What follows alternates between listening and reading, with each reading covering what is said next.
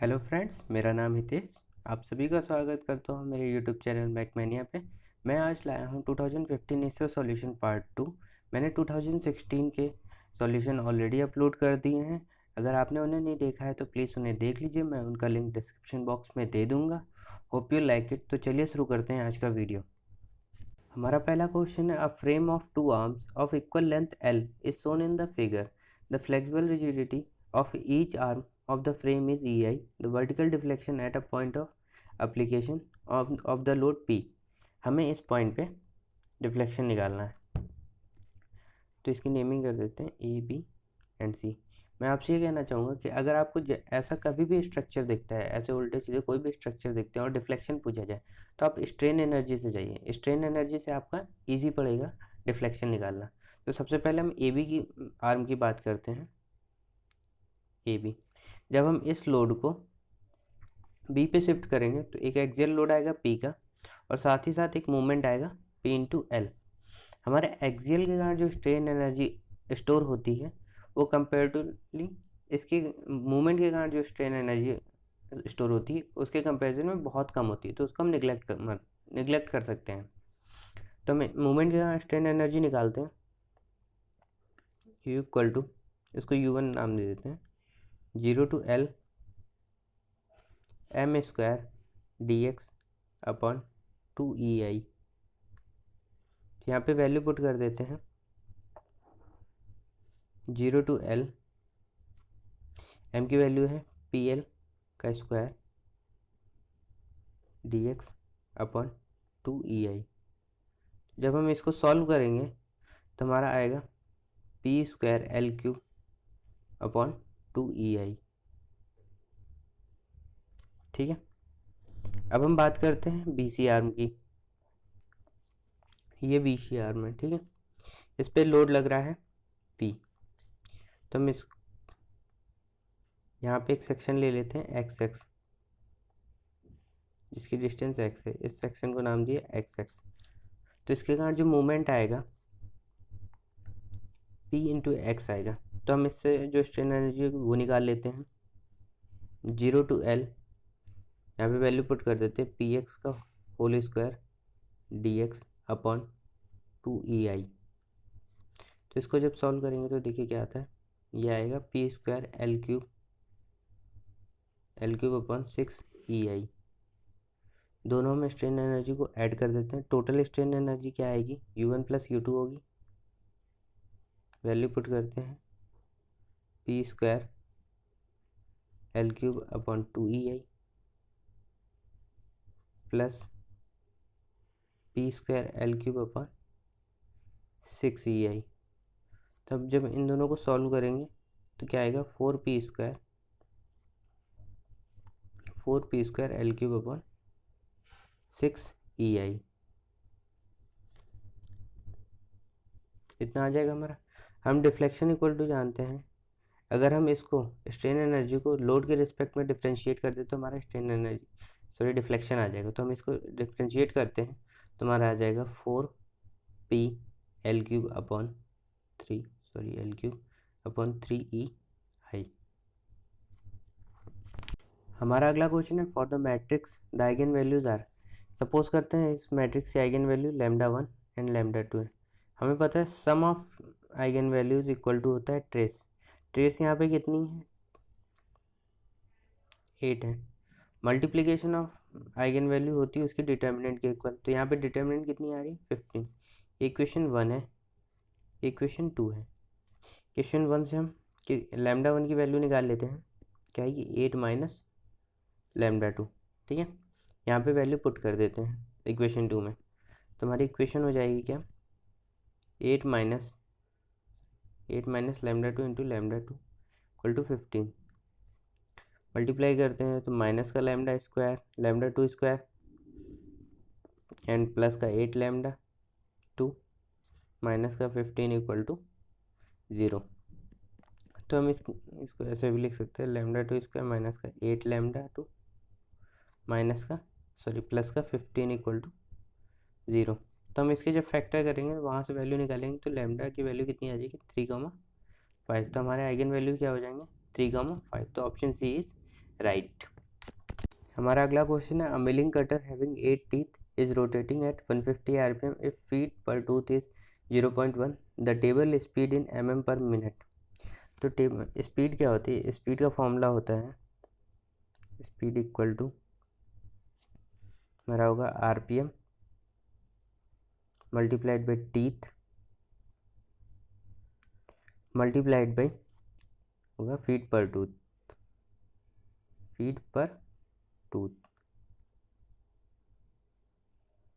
ठीक है। तो यहाँ पे वैल्यू पुट करते हैं, आरपीएम की value 150 multiplied by 8 multiplied by 0.1। तो इसको जब सॉल्व करेंगे हमारा आ जाएगा 120 mm पर मिनट। तो हमारा ऑप्शन ए इज राइट। हमारा अगला क्वेश्चन है, as shown in figure a mass of 100 kg is held between two springs. The natural frequency of vibration of the system in cycle per second is। तो हमारी जो spring है वो किस में है, पैरेलल में है। तो इक्विवेलेंट स्टिफनेस अगर निकालें हम, तो पैरेलल में फॉर्मूला क्या होता है, S equal to S1 plus S2। इसको हम S1 मान लेते हैं एंड इसको S2 कर लेते हैं। तो यहाँ पे वैल्यू पुट कर देते हैं 20 plus 20 equal to 40 kilo newton per metre. हमें ओमेगा का फॉर्मूला पता है, ओमेगा इक्वल टू होता है under root S by M. ये एस जो है किलो न्यूटन में है, तो इसको न्यूटन में चेंज कर लेंगे। एस की वैल्यू कितनी हो जाएगी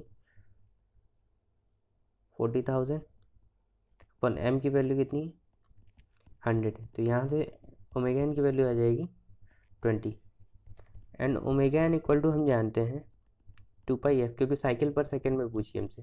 तो 2πf इक्वल टू लिख सकते हैं हम 20। देन यहाँ से f इक्वल टू आ जाएगा 20 divided by 2π means 10 divided by pi. हमारा अगला क्वेश्चन है, pre heating before welding is done. Pre heating का मेनली जो पर्पस होता है करने का वो होता है कोल्ड क्रैक से रोकने के लिए। तो हमारा ऑप्शन सी इज राइट। हमारा अगला क्वेश्चन है, the velocity of tool along the tool face is known as the. जो वेलोसिटी होती है टूल फेस के अलोंग, सपोज करिए ये हमारा टूल है, तो इस तरफ जो वेलोसिटी होती है वो कौन सी वेलोसिटी, तो ये जो वेलोसिटी होती है वेलोसिटी ऑफ चिप होती है। तो हमारा कौन सा ऑप्शन है, बी ऑप्शन इज राइट। हमारा अगला क्वेश्चन है, in ultrasonic machining process the material removal rate would. तो हमारा ऑप्शन ए इज राइट। हमारा जो मटेरियल रिमूवल रेट होता है अल्ट्रासोनिक मशीनिंग में वो इंक्रीज होता है। हमारा अगला क्वेश्चन है, tool life of 10 hours is obtain when cutting with the single point tool at 63 metre per minute if Taylor's constant is C equal to है 257.35। Tool life on doubling the velocity will be. मैं इस question के लिए recommend करूँगा कि आप इस question को सबसे लास्ट में करें, क्योंकि इन क्वेश्चनों को करने के लिए टेलर टूल लाइफ के क्वेश्चनों को करने के लिए कहीं कहीं आपको एल की वैल्यू की ज़रूरत पड़ती है। जैसे यहाँ पे एल की वैल्यू की आपको ज़रूरत पड़ेगी, क्योंकि हमें यहाँ पे पहले एन को फाइंड आउट करना पड़ेगा। तो मैं ये सजेस्ट करूँगा कि आप क्वेश्चन लास्ट में करिए जब आप बाकी सारे क्वेश्चन कर चुके हों। तो चलिए देखते हैं question. Taylor tool life equation क्या होती है, वी टी की power N equal to constant. ठीक है, तो यहाँ पे वैल्यू पुट करते हैं। पहले क्या है 63 मीटर पर मिनट है। ठीक है, तो इसको हम टाइम को भी हम मिनट में चेंज कर लें। 10 multiplied by 60 minute equal to कितना है 257.35। ठीक है, तो यहाँ से हम क्या लिख सकते हैं, N equal to L N 257.35 upon 63 upon L N 600। तो यहाँ से एन की वैल्यू आ जाएगी 0.22। अब हम आगे बढ़ते हैं। क्वेश्चन में क्या कहा गया है हमसे, अब कहा गया कि इस वेलोसिटी डबल कर दी गई है। तब हमसे पूछा गया है टूल लाइफ क्या होगी। वेलोसिटी अब उसने क्या की है, v2 इक्वल टू क्या कहा है 2v1 कर दिया गया है। तो हम इक्वेशन से देखते हैं v1 T1 power 0.22 equal to हम लिख सकते हैं V2 T2 की पावर 0.22। यहाँ पे पुट कर देते हैं V1 T1 power 0.22 equal to 2 times of V1 T2 power 0.22। तो V1 से V1 कैंसिल, तो यहाँ से T2 इक्वल टू आ जाएगा क्या, 1/2 की पावर 1/0.22 इंटू T1। तो यहाँ पे वैल्यू पुट करते हैं 0.5 की पावर 1/0.22 मल्टीप्लाइड में T1 की वैल्यू हमें दे रखी है 10 आवर्स, उसको मिनट में चेंज कर लेंगे।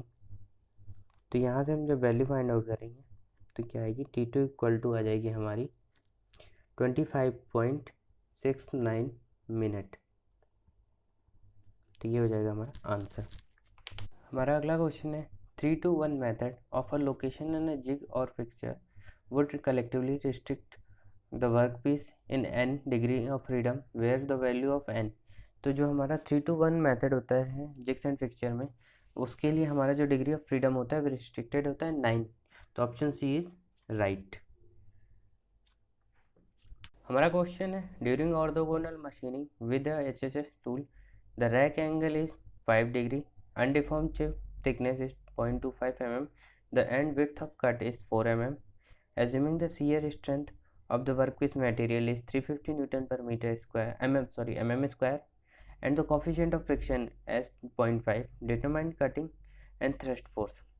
हमें अनडिफॉर्म चिप थिकनेस दे रखी है, चिप थिकनेस नहीं दे रखी है, तो हम आर वाला फॉर्मूला अप्लाई नहीं कर सकते, वो हम अप्लाई नहीं कर सकते।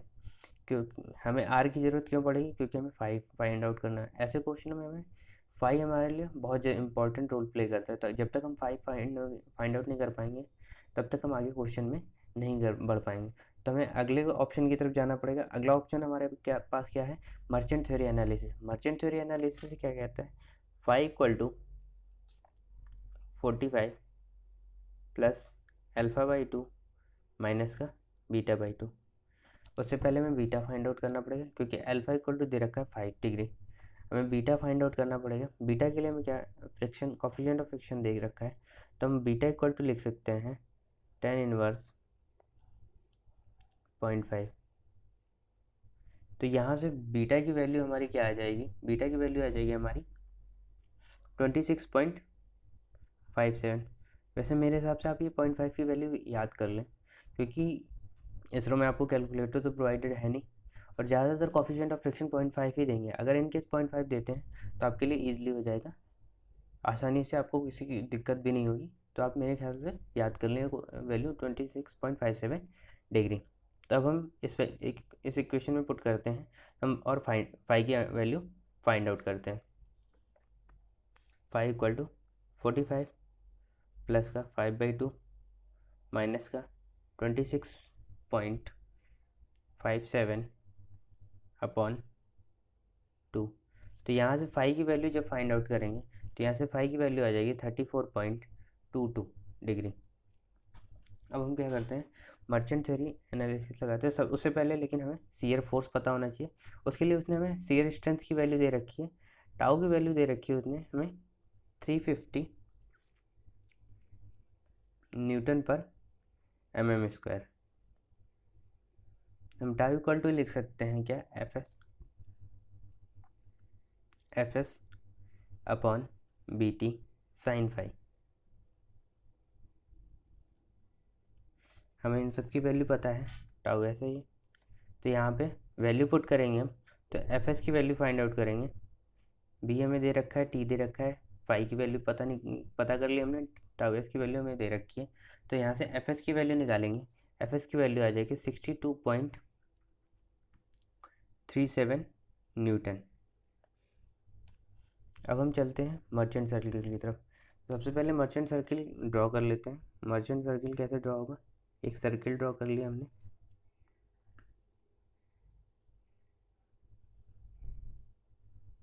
ठीक है। ये हमारा टूल हो गया,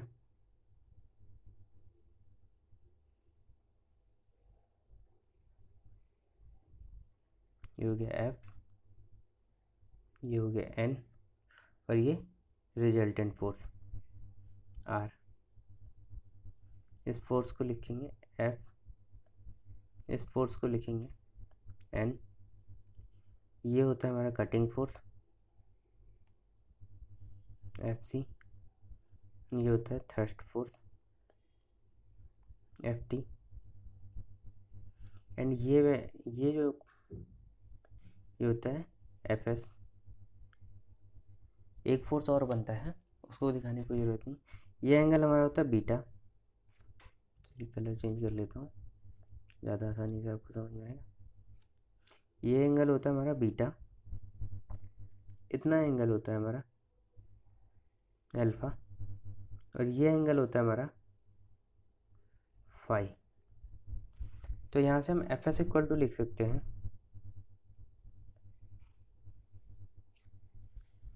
R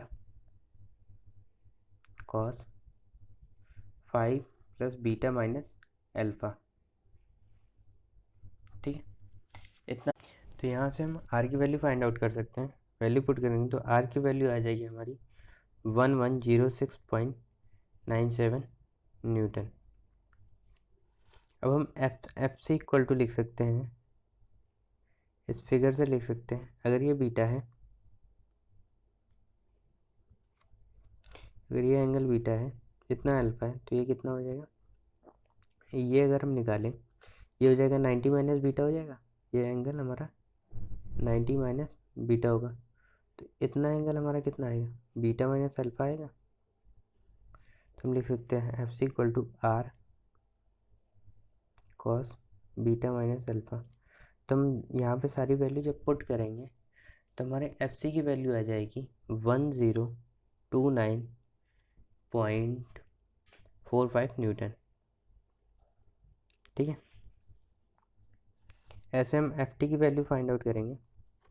then F T equal to लिख सकते हैं हम क्या, R sine beta minus alpha. तो हम सारी वैल्यू जब पुट करेंगे तो हमारे यहाँ से एफ टी की वैल्यू आ जाएगी 406.96 न्यूटन। हमारा क्वेश्चन है the difference between the two specific heats C P minus C V equal to R upon J, the relation is valid. तो ये जो रिलेशन होता है आर अपॉन जे, ये जो पूरा रिलेशन दे रखा है C P minus C V equal to R upon J, हमारा ये प्योर गैस के लिए वैलिड है। तो ऑप्शन डी इज़ राइट। तो हम चलते हैं अपने अगले क्वेश्चन की तरफ। हमारा अगला क्वेश्चन है a process in which no heat is supplied or no heat or rejected from the system and the entropy is constant is known as the। तो हमारी एंट्रोपी कांस्टेंट बोली है, तो एंट्रोपी कांस्टेंट बोली है, तो ये तो ऑप्शन बी इज रॉन्ग।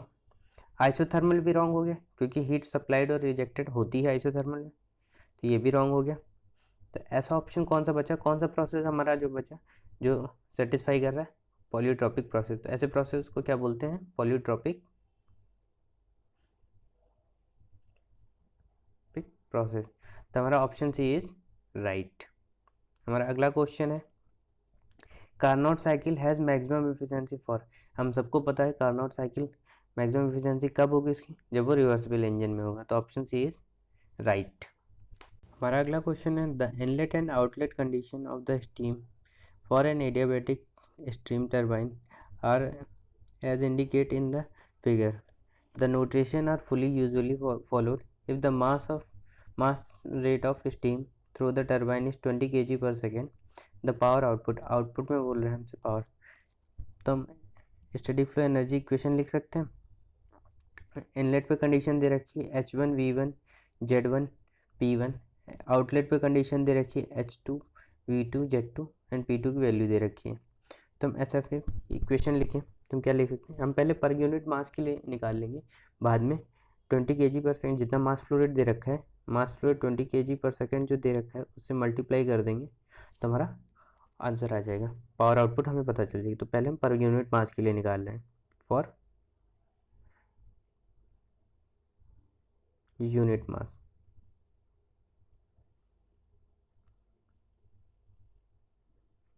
ऐसा फिर इक्वेशन क्या होगी, H1 प्लस का V1 स्क्वायर अपॉन 2000, क्योंकि हमें इसको किस में चेंज करना पड़ेगा, किलो जूल में करना पड़ेगा चेंज। Z1 अपॉन 1000, इसको भी किलो जूल में। एच की वैल्यू ऑलरेडी हमें किलो जूल में दे रखी है, तो इसलिए हमने वहाँ पे 1000 या 2000 से डिवाइड नहीं किया। अब H2 प्लस का सेम प्रोसेस यहाँ पे भी करना पड़ेगा, V2 स्क्वायर अपॉन 2000 प्लस का Z2 अपॉन 1000 प्लस का W। ठीक है, H1 की वैल्यू दे रखी है हमें 32 प्लस का V1 की वैल्यू दे रखी है 160 का स्क्वायर अपॉन 2000 प्लस का Z1 की वैल्यू में दे रखी है 10 अपॉन 1000 इक्वल टू H2 की वैल्यू दे रखी है 2600 प्लस का V2 की वैल्यू दे रखी है 100 अपॉन 2000 प्लस का Z2 की वैल्यू दे रखी है 6 अपॉन 1000 प्लस का W। हम चाहते हैं इसको और इसको निगलेक्ट कर सकते हैं, क्योंकि बहुत छोटी वैल्यू होगी, इसका कोई इफेक्ट नहीं आएगा। तो हम निकालते हैं इसकी वैल्यू, क्या आ जाएगा हमारा 600 आएगा, 3200 माइनस 2600, तो ये हमारा कितना आएगा, ये हमारा 600 आएगा। 600 plus 12.8 minus 5 equal to W। तो यहाँ से W आ जाएगा हमारा 607.8। ये हमारा पर यूनिट मास के लिए। तो टोटल वर्क कितना हो जाएगा, टोटल वर्क आउटपुट, इसमें मास फ्लो रेट से मल्टीप्लाई कर दें तो 20 मल्टीप्लाइड बाई 607.8 इक्वल टू आ जाएगा हमारा 12156 किलो जूल। तो यहाँ पे 1000 से डिवाइड कर देंगे तो 12.156 मेगावाट ये हमारी पावर आउटपुट हो जाएगी। हमारा क्वेश्चन है, a solar energy based heat engine which receives 80 kilo joule of heat, receives दे रखा है 80 kilo joule at 100 degree centigrade and reject 70 kilo joule of heat to the ambient at 30 degree centigrade is to be design the thermal efficiency of the heat engine. हमें efficiency का formula पता है 1 minus Q2 upon Q1। यहाँ पे Q1 की value दे रखी है हमें कितनी, 80 किलो जूल, और ये दे रखी है Q2 की वैल्यू हमें दे रखी है 70 किलो जूल। तो यहाँ पे पुट करेंगे 1 माइनस 70 अपॉन 80, तो यहाँ से आ जाएगी वैल्यू 0.125 इक्वल टू 12.5%। हमारा क्वेश्चन है, a Carnot cycle refrigerator operates between 250 kelvin and 300 kelvin, its coefficient of performance. COP का जो फॉर्मूला होता है क्या होता है, रेफ्रिजरेटर की बात की T lower upon T higher minus T lower.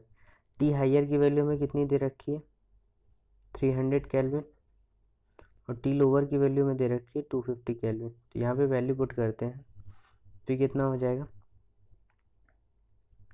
T lower कितना है 250 अपॉन दोनों का डिफरेंस कितना आ जाएगा 50। तो यहाँ से कोफिशिएंट ऑफ परफॉर्मेंस की वैल्यू कितनी आ जाएगी 5। हमारा क्वेश्चन है, a large diesel engine runs on a 4 stroke cycle at 2000 RPM। ठीक है, एन की वैल्यू दे रखी है हमें 2000 RPM।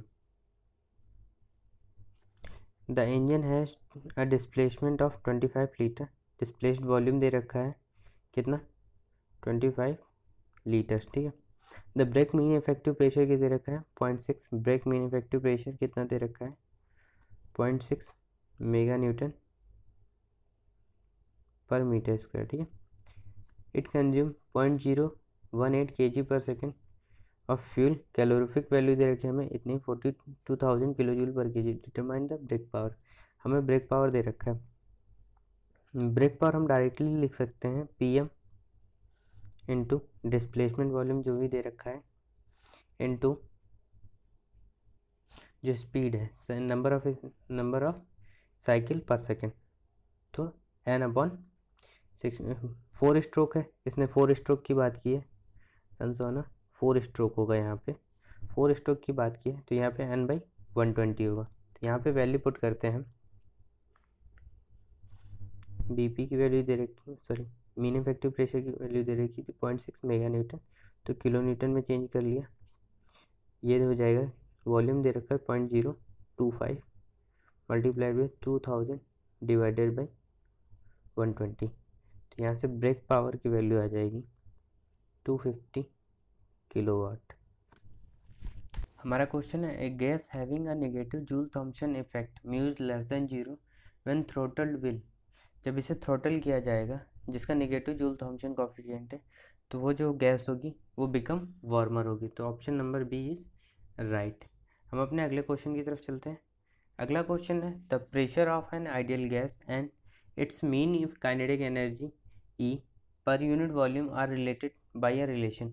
तो हमारा जो मेन आइडियल गैस का जो प्रेशर होता है और एनर्जी में जो रिलेशन होता है वो 2/3 ई होता है। तो हमारा ऑप्शन नंबर क्या है, डी राइट है। हमारा अगला क्वेश्चन है, the figure shows the principle of, ये जो फिगर हमारा शो है वो किसके लिए शो है, हमारे सेलेक्टिव असेंबली के लिए है। तो option number D is right. हमारा अगला क्वेश्चन है, your finger stick to an ice tray just taken from the refrigerator which factor has more effect on this phenomena. जब हम आइस ट्रे को रेफ्रिजरेटर से निकालते हैं तो हमारी जो फिंगर होती है वो स्टिक कर जाती है वहाँ पे, तो उसका मेन रीज़न होता है thermal conductivity of the tray. तो option number D is right. हमारा क्वेश्चन है, wet cloth are hung on the cloth lines outdoor is sub zero weather. हमारा आउटडोर क्या है, सब जीरो वेदर पे, ठीक है। After a day cloth are brought into the house and observe to be dry. हमारा अगले दिन जो है क्लॉथ है वो घर पे लाए गए और उसको देखा गया कि वो ड्राई हैं। The process of drying is best explain as. तो हमारा जो प्रोसेस है ड्राई होने का, बेस्ट प्रोसेस कौन सा है, तो हमारा बेस्ट प्रोसेस इसमें से कौन सा होगा, क्योंकि सब जीरो वेदर है तो हमारा सब्लिमेशन प्रोसेस होगा। तो option number B is right. हमारा अगला क्वेश्चन है, in a pulverised fuel fire large power boiler the heat transfer from the burning fuel to the walls of the furnaces. हमारा क्या बोला है, लार्ज पावर बॉयलर है तो यहाँ इसका टेम्परेचर क्या होगा, बहुत हाई होगा। बॉयलर में टेम्परेचर क्या होगा, बहुत हाई होगा। तो हमारा क्या होगा, मेनली प्रीडोमिनेट होगा बाय रेडिएशन से। तो ऑप्शन डी इज राइट। हमारा बेसिक होल के बारे में पूछा है। क्वेश्चन क्या है हमारा, a basic hole is one whose. तो हम जानते हैं मेट्रोलॉजी के डायग्राम से बेसिक होल का फिगर कुछ ऐसा बनता है। ये अगर होल को दिखाएं, ये होल की लोअर लिमिट होती है ये, और ये अपर लिमिट होती है। तो ये बेसिक साइज होता है। तो हमारा कौन सा डेविएशन जीरो है, लोअर डेविएशन क्या है हमारा, जीरो। तो option number A is right. अपने अगले क्वेश्चन की तरफ चलते हैं। हमारा अगला क्वेश्चन है, three metal walls of a same cross section area having the thermal conductivity is 0, 1, 1 raised to 2 and 4 transfer heat at the rate of 6000 kilojoule per hour for the same wall thickness, the temperature drops will be the ratio। हमसे बोला गया है कि अगर same wall thickness same है, heat transfer rate same है, temperature drop का ratio क्या होगा। हम जानते हैं डेल्टा टी जो होता है इन्वर्सली प्रोपोर्शनल होता है 1/k के। तो इसका जो होगा, जिसमें हमारा क्या है, थर्मल कंडक्टिविटी जब सबसे ज़्यादा है, जैसे ये है 4 सबसे ज़्यादा थर्मल कंडक्टिविटी लास्ट वाले में, तो इसमें जो होगा, इसमें टेम्परेचर ड्रॉप क्या होगा, सबसे मिनिमम होगा, क्योंकि इन्वर्सली प्रोपोर्शनल है। तो सबसे मिनिमम इन सब में ऑप्शन में कौन सा है, बी ऑप्शन में दिख रहा है हमें। सी में सबसे मिनिमम होगा, सबसे कम होगा टेम्परेचर ड्रॉप। तो option number B is right. हमारा क्वेश्चन है, 10 kg of solid at 100 degree centigrade, specific heat दे रखी है 0.8। तो एम इक्वल टू दे रखा है हमें कितना, एम इक्वल टू दे रखा है 10 kg। टेम्परेचर दे रखा है T1 100 degree centigrade. Specific heat दे रखी है C equal to 0.8 kilo joule per kg kelvin, ठीक है। केल्विन, सॉरी डिग्री सेंटीग्रेड में दे रखी है उन्होंने, केजी केल्विन नहीं, डिग्री सेंटीग्रेड में दे रखी है, ठीक है। इमर्ज्ड इन 40 kg ऑफ, ये m1 है, ठीक है। m2 की वैल्यू दे रखी है हमें क्या, 40 kg, और उसका टेम्परेचर दे रखा है T2 equal to 20 degree centigrade, ठीक है। स्पेसिफिक हीट इसकी दे रखी है हमें 4 किलो जूल पर केजी डिग्री सेंटीग्रेड, ये भी दे रखी है हमें, ठीक है। Estimate the temperature after a long time, उसने बोला इक्विलिब्रियम में आ जाएगा। आफ्टर अ लॉन्ग टाइम का क्या मतलब है, इक्विलिब्रियम में। If container is insulated, insulated बोला है मतलब कोई भी हीट बाहर नहीं जा रही है। स्पेसिफिक हीट ऑफ वाटर, ये तो कंफ्यूज करने के लिए दे रखा है हमें, कोई मतलब नहीं है इसका। तो चलिए देखते हैं, हम सपोज कर लेते हैं फाइनल टेम्परेचर क्या हो गया, टी हो गया होगा, ठीक है। एक हॉट वाटर है 100 डिग्री सेंटीग्रेड, हॉट फ्लूड है 100 डिग्री सेंटीग्रेड पे, दूसरा कोई फ्लूड है वो 20 डिग्री सेंटीग्रेड पे। तो जाहिर सी बात है हीट ट्रांसफर किधर से उधर होगा, 100 डिग्री सेंटीग्रेड से 20 degree centigrade. Final temperature T आ गया होगा, टी जो होगा कुछ ऐसा रिलेशन होगा इसका टी का, मतलब 20 से ग्रेटर होगा और 100 से कम होगा। इक्वेशन में लिखते हैं, इक्वेशन में हम क्या लिखेंगे, 10 multiplied by 0.8, 100 minus T equal to, ठीक है,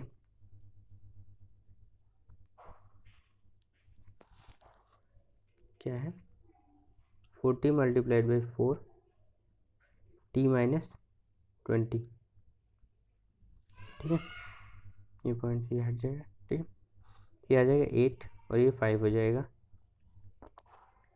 ये कितना हो गया 100 माइनस टी इक्वल टू हो गया 20 टी माइनस का 400, तो ये कितना हो गया 500 इक्वल टू 21 टी।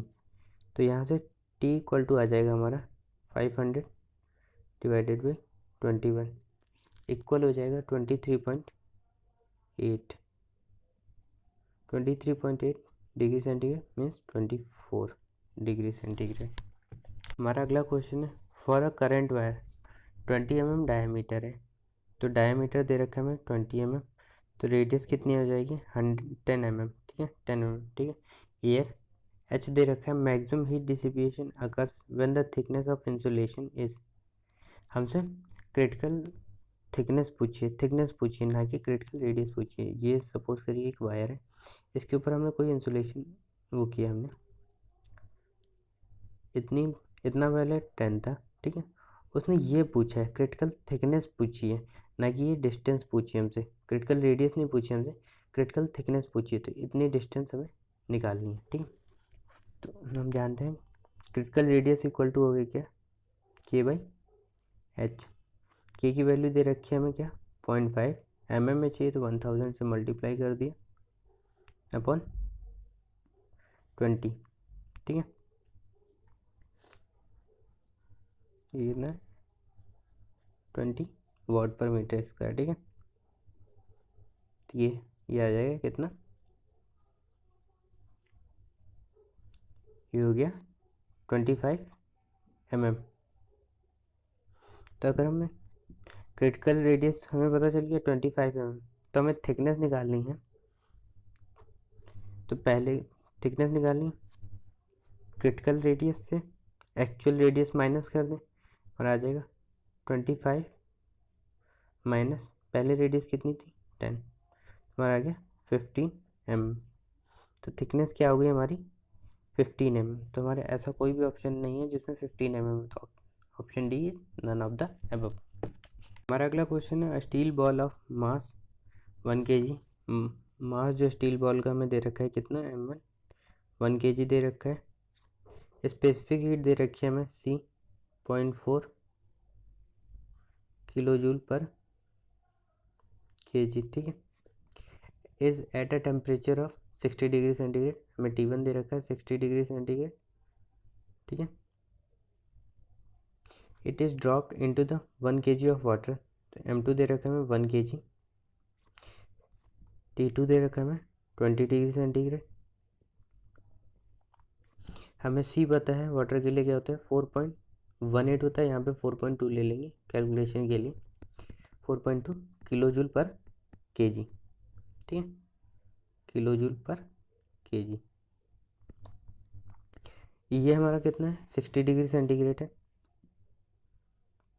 वाटर हमारा 20 डिग्री सेंटीग्रेड, तो जाहिर सी बात है हीट जो ट्रांसफ़र होगा 60 टू 20 डिग्री सेंटीग्रेड की तरफ होगा। तो हमारा जो फाइनल टेम्परेचर होगा वो कुछ इस तरीके होगा, मतलब 20 से ग्रेटर होगा, 60 से लेस होगा। तो हम इक्वेशन लिखते हैं 1 multiplied by 0.4 60 minus T equal to 1 multiplied by 4.2 T minus 20, ठीक है। पॉइंट से पॉइंट कैंसिल हो जाएगा, ये हो जाएगा 240 माइनस का 4t equal to 4.2t, sorry 42t,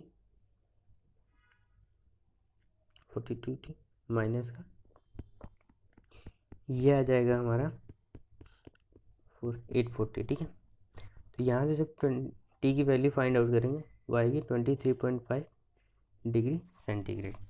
हमारा अगला क्वेश्चन है, it is propose to a coat 1 mm diameter wire, diameter कितना दे रखा है हमें 1 mm दे रखा है,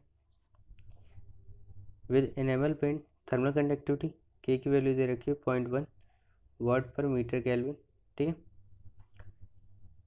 to increase the air heat transfer with the air, हमें हीट ट्रांसफ़र रेट बढ़ाना है। If the air side heat transfer coefficient H की वैल्यू दे रखी है हमें कितना 100 वाट पर मीटर स्क्वायर केल्विन, ठीक है। The optimum thickness of enamel paint, optimum thickness अभी जैसा हमने थोड़ी देर पहले क्वेश्चन किया सेम वही है क्वेश्चन, पहले ये, ठीक है, वायर है उसके ऊपर पेंट किया जा रहा है, ठीक है। वायर का रेडियस कितना है 0.5 mm है, 0.5 mm है, ठीक है।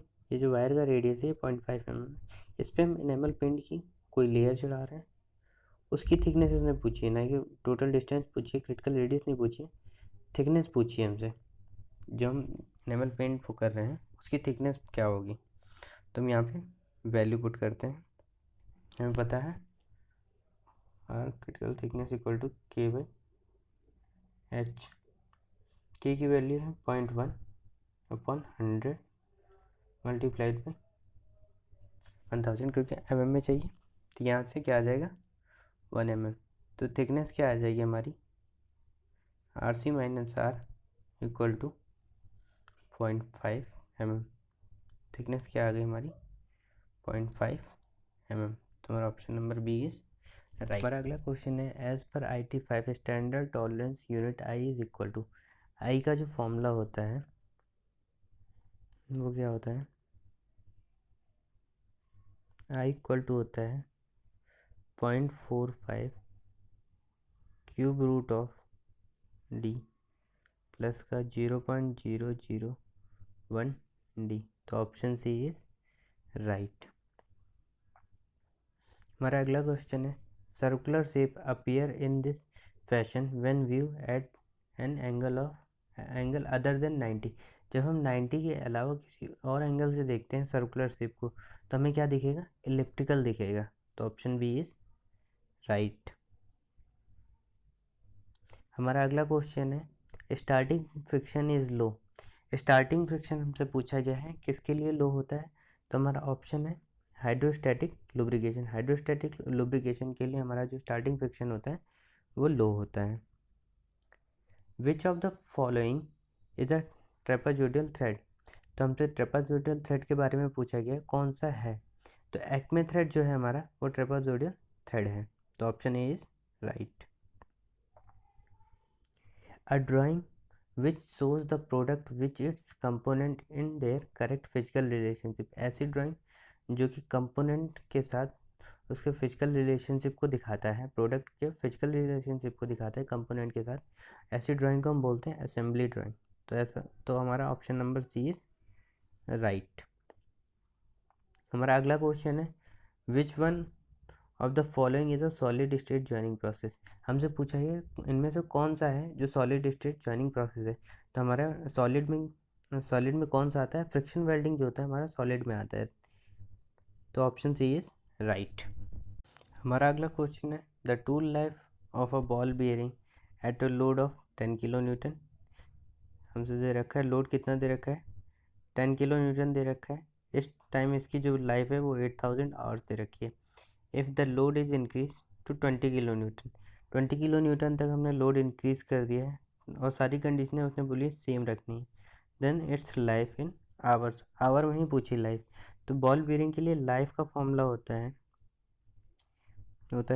C/P का whole of cube. Ball bearing के लिए बोला है ना, तो इसका क्यूब होता है, बॉल बीयरिंग में क्यूब होता है, ठीक है। अगर ये डीप ग्रूव होता तो पावर में 10/3 होता, ठीक है, लेकिन इसने बॉल बीयरिंग बोला है तो क्यूब होगा, ठीक है। तो हम यहाँ से लिख सकते हैं L is inversely proportional to P cube, ठीक है। तो यहाँ से L1/L2 इक्वल टू हो जाएगा कितना, P2/P1, यह है 2/1 का क्यूब। तो यहाँ से L1 दे रखा है हमें 8000/L2 निकालना है। यहाँ पे कितना है, P2 की वैल्यू कितनी है 20 है अपॉन 10 है इसका क्यूब। तो यहाँ से L2 की वैल्यू जब फाइंड आउट करेंगे तो L2 की वैल्यू आ जाएगी 1000, ठीक है। तो option C is right. Thank you दोस्तों, इस पार्ट में बस इतना ही। आपको ये पार्ट कैसा लगा प्लीज़ कमेंट करके मुझे बताइए, और आपका कोई क्वेश्चन हो तो वो भी मुझे कमेंट बॉक्स में सेंड कीजिए, मैं उसको सॉल्व करूँगा। And please subscribe my channel ताकि मैं अगला कोई भी वीडियो लेके आता हूँ आप उसे जल्दी से जल्दी देख पाएँ।